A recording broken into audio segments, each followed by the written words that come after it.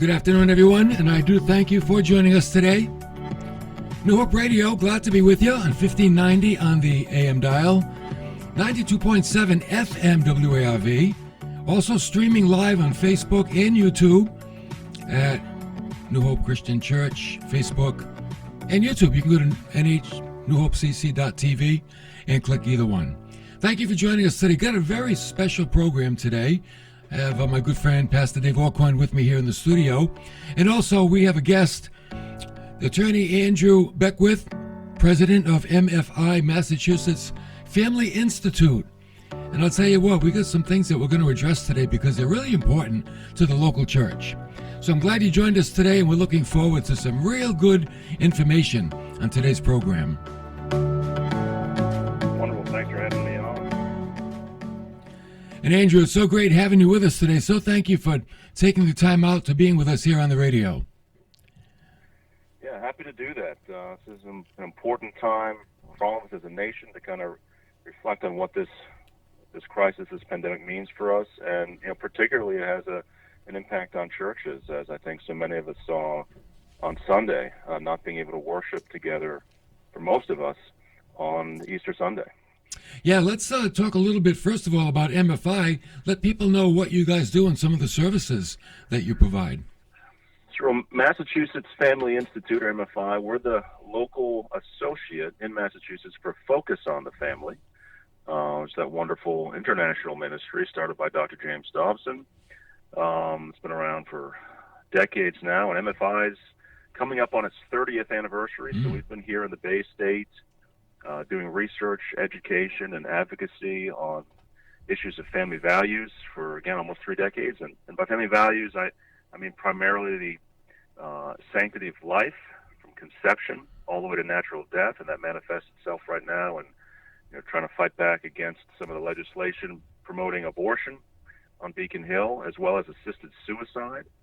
We also advocate for natural marriage, so God's design of one man, one woman for life, and really the whole range of human sexuality issues right now. We do research and education on our website, which is mafamily.org, MA as in Massachusetts, family.org. There's a great resource for parents on the whole transgender issue, which is really exploding in our culture and particularly in the schools.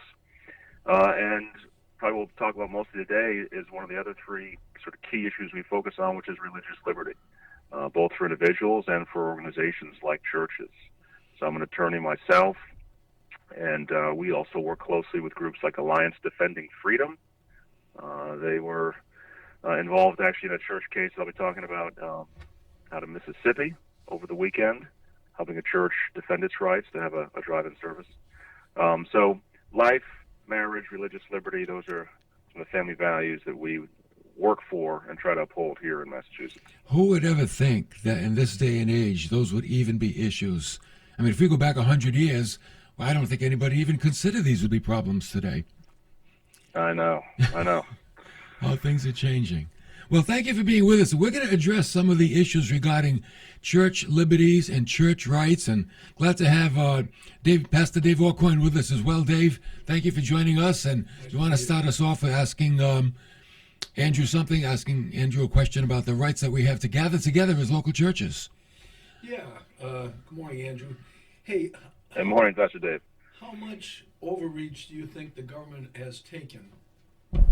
How much overreach do you think the government has taken with this coronavirus, these restrictions? Well, that's a big question. I think we'll know a lot more in the weeks and months to come as we kind of look back through the current chaos. But speaking, specifically about churches, I think even there it's unclear yet in Massachusetts. Now, in other parts of the country, we've seen a pretty strident approach from some government officials, and usually it's at the city level where they prohibit churches from even doing something like a drive-in service. So I had the good fortune to go to my church's drive-in service on Easter Sunday a couple days ago, and we all pull up to the parking lot at the appointed time. We stay in our cars. we actually rolled our windows down a little bit, but we had at least one parking spot in between us. And you had a skeleton crew of church staff wearing face masks, directing traffic, making sure everyone stayed, in the cars and separated. And then just a couple of folks doing the praise and worship, and the pastor on a platform sort of in front of the parking lot with loudspeakers. So that was a way for us to gather, as the Bible commands us to do, and as Christians desire to do, particularly on a day like Easter, but at the same time, not put people at risk of spreading the coronavirus, and maintaining the type of social distancing requirements that we see, hopefully, being carried out at hardware stores and grocery stores and medical marijuana shops and liquor stores and other places. Yeah, it's ironic that those are still open in business. So yeah. Oh, go ahead. I was going to say, how did the people respond to the drive-in service? Was there something that they enjoyed being more present than maybe streaming the service? Yeah, absolutely. It was great to see people, through car windows as opposed to the windows on your computer screen, and be able to wave to them and even kind of, sort of shout to them through the windows. And of course, it was a beautiful morning, so there really was a spirit of joy of being together, even in that limited sense. That's neat. And this pastor had gone and checked with the local police and the local town ahead of time, just to say, look, this is our understanding, what we're able to do under the current guidelines, and here's our plan. We want to make sure everyone's safe. And they, got approval and went forward with it, and it went off, as far as I know, without a hitch. And so that was a really good thing. I know there were some other pastors, I think, Pastor Terry and yourself, who got maybe conflicting guidance from the state on that question or similar question. Is that right? Yes, I went to the Swansea police, and they said they didn't have a problem with it. They wouldn't interrupt it. They said, but call the Board of Health, and we called the Board of Health, and they said the same thing, that they don't have a problem with it. We're not going to interrupt it. And then, but before I did that, I called the governor's office, and he said, you can't do that. So we got conflict between the state, the police department, the Board of Health, and the governor. And then we put a survey out to the church, and we were kind of divided. So people are still fearful of what the governor said. So we just, we kind of held back. But I'm kind of wondering who's really calling the shots here. Is it more local, or is it more from the State House, or who is making the rules here? Well, that's a great question. I know in other states, both in Mississippi and then in Kentucky, where they had similar scenarios, it was actually at the state level, they were saying that churches are essential services and can gather if they practice social distancing. But then you would have local mayors or local health departments saying, no, actually, you can't do that. So that's interesting that in Massachusetts, potentially, you have the inverse. What's the reverse? The official orders coming from the governor's office here in Massachusetts designate, certain entities to be essential services or essential businesses. And so they're exempt from that 10-person gathering rule, but they're supposed to practice social distancing. That's why you see, lines of people 6 feet apart at grocery stores or hardware stores, for example. And maybe they're only allowing so many inside at a time, but they're able to have their doors open and go about their business. Then you have non-essential services, like a bookstore, for example, can't be open to the public at all. Now, under the orders from the governor's office, these were, I think, sent out on the 23rd of March, and then reissued and extended on the 31st. It says the churches, temples, mosques, and other places of worship shall not be required to close their brick and mortar premises to workers or the public, which puts them in a different category than sort of bookstore or other non-essential services. Provided, however, that such institutions and churches, etc., shall be required to comply with all the limitations on gatherings in the section below, and that's where you get that 10-person maximum. So as you read that, churches can be open, they can have people in them, but they're cut off at 10 people, which, that, as a practical measure, that's going to allow most churches to do their online streaming service with a couple technicians, a couple musicians, and a pastor. taking appropriate precautions, 10 or less in the building itself. Now, the next paragraph says, in that same order, this order does not prohibit gatherings of more than 10 people in an unenclosed outdoor space, such as a park, athletic field, or parking lot. So when you get to a drive-in service, I think you've got a very strong case based on this order. It's pretty clear that under the order you are allowed to gather in a parking lot more than 10 people, and the church building can be open. So that exact scenario where you've got the church staff of less than 10 using the church building, running power cables out to the microphones and the speakers and whatnot, and having people in the parking lot staying in their cars with a spot or two in between each car, that falls right into this guidance and should be permissible. So if you've got if you've got the governor's office saying you can't do that, then he's being inconsistent with his own guidance. And if you've got local officials saying that can't be done, then that's, again, inconsistent with the clear written order here. And then you have to ask the question, why? Is it because of some form of religious discrimination? Why are churches being treated any differently than, let's say Home Depot? If you send all your congregation down to Home Depot at 9 a.m. on a Sunday morning and tell them to keep the windows rolled up, they could sit in the parking lot for an hour and nothing's going to be done. So what we've seen in the sort of lawsuits over the weekend in both Mississippi and in Kentucky are churches saying, look, we want to be treated the same as these other essential businesses, where you can go through a drive-through restaurant where your windows rolled down and food's being passed and money's exchanged. That's a lot worse from a contamination perspective than just sitting in the parking lot with the windows, certainly with the windows rolled up. So you had this judge in Kentucky who issued an emergency order on Saturday to allow a church in Louisville to go forward with their drive-in service after the mayor had said you can't do it. Really made quite the comparison that, look, you've got drive-in or drive-through liquor stores are open and people can be in the parking lot there, but churches are being told they can't. And he had this great line, and I'm quoting here. He says, the court does not mean to impugn the perfectly legal business of selling alcohol, nor the legal and widely enjoyed activity of drinking it. But if beer is essential, so is Easter.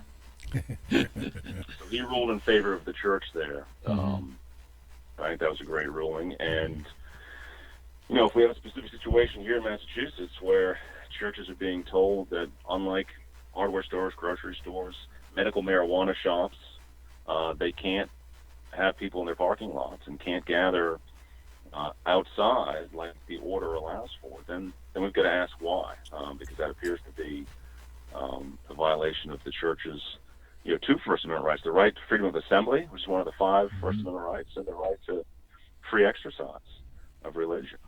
And one thing the church should do, they should exercise caution, and they should monitor the parking lot and make sure people, do stay in the cars, because it is a health issue. And I don't think they should take advantage of the right to gather together outside and, wander around and visit each other. But I think they should just accept the fact that if they have the right to meet outside and stay in their cars, I think that should suffice for now. Would you agree? Yeah, and I think, this is it's a constant moving target. We're learning more and more every few days and trying to figure out what exactly is going on. I think originally you had a couple of pastors, one in Florida, one in Louisiana, who were saying, "Oh, this is all a conspiracy. There's nothing to be worried about, or that Jesus is going to protect us from Corona, so we're doing business as usual." And these were a couple of mega church pastors, packing the building, shoulder to shoulder. That's not what we're talking about here, as you point out. Right. These are churches that are trying to use, creative ways to minister to people who may not have a Facebook account they can log in through, or not have access to do live services, or feel that, biblically we should be gathering together, but taking the necessary precautions. I mean, so the guidelines that I've seen different churches implement, including my own church, was, the church is open to the half a dozen staff members, but it's closed to everybody else, which means no bathroom. So my wife had to make sure all the kids, everyone uses the bathroom ahead of time, because there's no going into the church even to use the restroom. So they're definitely taking these things seriously. But then it appears you've got some overzealous government officials who want to put a stranglehold even on something like that, when, again, other circumstances, grocery stores, hardware stores, other places, you've got parking lots full of people. I was driving around yesterday just to kind of get out of the house, and I passed by, I think it was a state park, and the parking lot there was absolutely packed. Wow. Because it was a beautiful day, people were trying to get out, and there you've got people walking by each other on these trails, which I've been on before, the beautiful trails, but that's much more of a risk than the drive-in church services. Rhode Island closed down all their parks and beaches. Yeah, Rhode Island's really clamping down pretty harshly. We have folks in our church that live in Rhode Island. Our church is in Massachusetts, and we're selling yard signs. There's always hope, and there's a picture of a cross there. And we have folks that are afraid to come and buy a sign because they said they can't leave Rhode Island. They'll have to quarantine themselves for 14 days. Wow. I think that's a little extreme, but that's how people are in fear. They're in fear of it. I don't know if you would make a recommendation, but what would you say to churches that are on the fence regarding having drive-in church? Would you make a recommendation one way or the other for them? I kind of like that's not my place at this point. I can talk about the legal questions, which is whether or not churches have the right to do that. I think the answer is pretty clear that they do. Okay. But the medical and sort of pastoral question, that's up to the pastors. And really, my mission, and this is part of our mission as a whole at MFI, is to empower the local church and defend their rights to minister to their flocks as they see fit, without the church intervening. And so that's the concern that we saw here, is that you've got the state telling the church what they can and cannot do, and treating the church differently than other, similar entities. And part of the confusion, I think, and you've, I guess, directly experienced this with your interaction with the governor's office, is that it's not clear whether churches under the Massachusetts orders have been deemed to be essential services or not. Yeah. If you look at the list of essential services, which is like 11 pages long, 14 pages long, right after census workers and weather forecasters, you've got workers at places of worship as an essential service. That's great. So you could, if you read it that, and then if that's the list of it that defines essential services, then churches are essential services, which means they're not capped at the 10-person limit, which seems to somewhat contradict the order, the specific language in the order that the governor's office put out. So I put in a request to essentially the governor's office. I think it's the Office of Housing and Economic Development, which promulgates that list. Look, are churches essential services or not? Can we get some specific clarity on that? Because those questions are cropping up, particularly on Easter Sunday. So I'm waiting for an answer on that.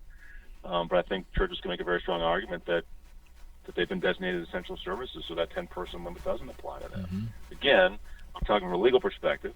What churches should do pastorally and sort of medically is a different question. But I do think the drive-in services we're seeing across the country, that is being recognized as kind of an appropriate response for churches to allow their people to gather, but in a way that doesn't put people at risk. And again, I think all these churches would also say, look, if you have symptoms, if you're not comfortable, please feel free to stay at home. We're still going to live stream. But for people who do want to gather, because we feel called to do that by our faith, here's a way to do that complies with the spirit of the guidance of maintaining social distancing. And as you said, there are many folks that don't have the ability to live stream, and they're left out in the dark. They're left out where they can listen to Christian programming, but it's not the same as your own church. And I think there should be a way that they can somehow experience the worship service on a Sunday and drive to the church and sit in your car and just crack the window and listen. Or many churches have little transmitters now, and they can pick it up on their AM or FM radio in the car, and they can listen. It goes about 200 feet, and they can have their own little frequency as well. So just like a drive-in theater. Exactly. Yes. So will your church continue to do the drive-in service, or was that an Easter Sunday thing only? Yeah, that's a good question. I haven't talked to the pastor about that yet, so I don't know. But I think the longer this sort of lockdown goes on, the more we're going to need to get creative, and I think that's a creative way of allowing people to gather and somewhat get back to normal, but at the same time maintain the precautions that are probably in everyone's best interest. Have you heard any whisperings about maybe legally the government lightening the burden a little bit? Is that circulating around at all, trying to find a time when we can maybe, release some of this pressure and give a little more freedom to folks? Is there any rumblings about that? I mean, nothing specific. I've seen headlines like I think everyone has that people are starting to think about how we can open back up without creating kind of some second wave of illnesses, just not wanting to overwhelm the hospitals. So I don't know yet. But I guess what really sort of challenged me as I looked forward to Easter last week is the thought that on Easter Sunday morning, you can drive down the street and you can pull into a gas station, a liquor store, hardware store, even a pot shop. You can go and get an abortion, but you wouldn't be able to go to most churches. And I think that is a very sad indictment on us as a society, that we, our government is clearly prioritizing or saying these other things are essential, and the churches are kind of in a gray area at best. So we're hoping to get some clarity on that, because I think there is an important moral component to designating churches as essential. Yeah. What are your thoughts as pastors, though, on that? I just wanted to ask first, I thought abortion was an elective surgery. It is, but it was specifically exempted early on. No kidding. From the governor's prohibition on elective surgery. So, if you need a knee replacement or a hip replacement, wait. But if you want to kill an unborn child, go straight to the head of the line and continue business as usual. And these are the people that are making the decisions on if churches are essential? Yes. Yeah. Oh, boy. Hey, Andrew, with the limited medical services available, possibility of hospitals being overwhelmed, shortage of ventilators, I think I read in one of the articles from MFI about euthanasia, the idea of kind of triaging people who would be preferred over others. Can you speak to that? I know you guys are addressing that in some of your articles. Yep. So that was, the assisted suicide bill, and that whole push, sort of devalue life at the end of life, something we've been concerned about for years. And so when this corona thing hit, I kind of immediately thought, all right, that issue is now going to be in a new light, because now everyone's talking about scarcity of medical resources, and if you have to triage a population, there's going to be a real push, as we've warned for years. If you legalize and normalize assisted suicide, it essentially becomes euthanasia, because there's always going to be economic pressure as well as sort of social pressure for people maybe of a certain age or medical with certain condition. disabilities, medical conditions, to not become too much of a burden on society. And once you open up that dam, it's going to have a lot of consequences. And so now with the corona issue, I think that's is being brought to the forefront. So there was guidance issued, I think it was by the Department of Public Health. Again, it's guidance that says if we get to a certain point where we are over our capacity in beds and ventilators, etc., and I think ventilators was the key thing that they were talking about, then how do we triage people? And it's this whole, again, lengthy document that talks about color-coding people and assessing them. And I kind of read through it from a legal perspective that it's definitely a complex moral question, but I was concerned, at a minimum, by some language that said to evaluate people by the number of life years that they had remaining, and that would place them in a different priority for triage. So if you had a lower number of life years, the expected life capacity, then you would get a lower priority. And even taking people off of ventilators and putting other people on because of those different expectations. Yeah. So, you hear the term death panels. I mean, that's what they're talking about. Now, look, if you have limited resources and more people that need them than the resources, you have to make decisions somehow. But pretty frightening that we'd be normalizing a process of putting a number, literally putting a number on people, and based on that number, that's who gets the resources and who doesn't. If you normalize that, then that feeds right into assisted suicide, because really the argument of assisted suicide is once your life drops below a certain threshold of quality of life, people will talk about the quality of life, then it's no longer necessary to protect it legally. Right. But who gets to set that threshold? Who gets to define quality of life? We're going to talk about life years. So obviously the people in the disability community, people who are older, they're going to bear the brunt of that. Our But so far, Massachusetts that's been hospital. guidance that has not been implemented. Thank goodness.